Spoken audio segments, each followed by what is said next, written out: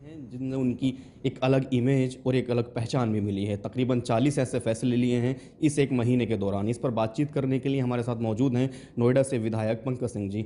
पंकज जी, एक महीने का कार्यकाल आप कैसे देखते हैं, कितना सफलतापूर्वक रहा ये? देखिए, बहुत सफल रहा है और मैं कहूँगा कि जो विश्वास उत्तर प्रदेश की जनता ने बनाया है या दिखाया है योगी आदित्यनाथ जी और भाजपा पर, मैं समझता हूँ कि उस विश्वास पर भी खरा उतरने का काम योगी जी ने किया है। और जैसे जैसे आपने कहा कि लगभग 40 निर्णय इन एक महीने में लिए गए हैं, जो उत्तर प्रदेश को मैं समझता हूं कि वह बहुत भव्य, सुंदर, सुरक्षित और लोगों की अपेक्षाओं के अनुरूप जो उत्तर प्रदेश का उत्तम प्रदेश की अपेक्षा जो लोगों की है, वह उत्तर प्रदेश बनाने में हम लोगों को सफलता मिलेगी। इलेक्शन कैंपेनिंग के दौरान बुलडोज़र की बड़ी चर्चा हुई थी, आपकी तरफ से भी किया गया, विरोधियों की तरफ से भी किया गया, लेकिन उस बुलडोज़र का असर अब ज़मीन पर भी दिखाई दे रहा।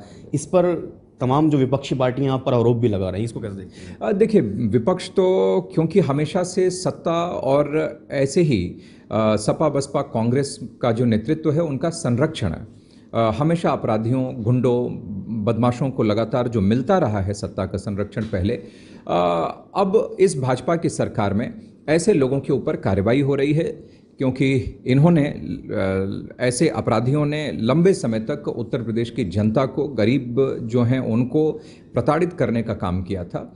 उनको लगता था कि सरकार में जो उनका वरदहस्त सपा बसपा में जिन लोगों का उनको मिला करता था, अब इतना तय है कि इस भाजपा की सरकार में अब अपराधी हो या अपराधियों को संरक्षण देने वाला हो, अब वो कोई बच नहीं सकता है। इसी से बुलडोजर इसीलिए चला है, आगे भी चलेगा।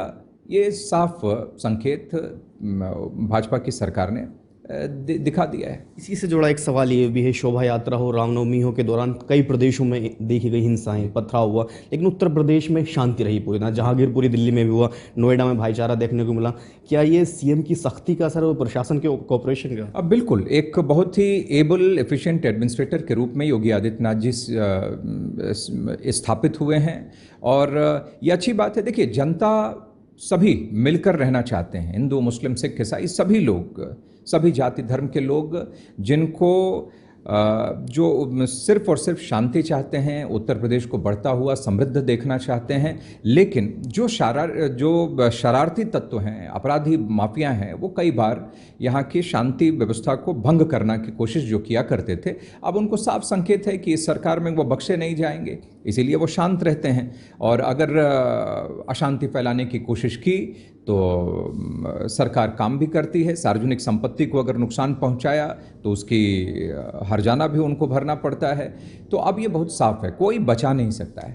एक आखिरी सवाल, नोएडा शो विंडो है उत्तर प्रदेश का, क्या कुछ आगे मिलने वाला है नोएडा? क्या कुछ खास रहेगा, क्या पाइपलाइन? देखिए, जैसे उत्तर प्रदेश के बारे में, क्योंकि नोएडा उत्तर प्रदेश का एक बहुत ही महत्वपूर्ण प्रमुख शहर है, और मैंने कहा कि 5 साल में जो एक नींव तैयार की है योगी आदित्यनाथ जी की सरकार ने, भाजपा की सरकार ने, वही नींव नोएडा में भी तैयार है।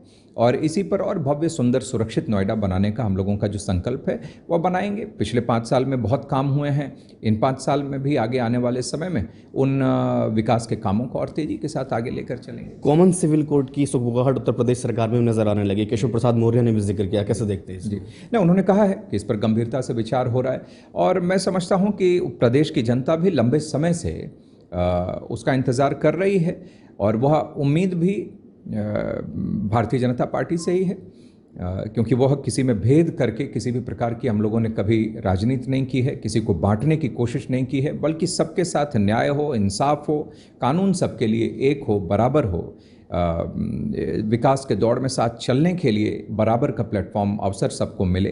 तो ये भाजपा की हमेशा से नीति रही है।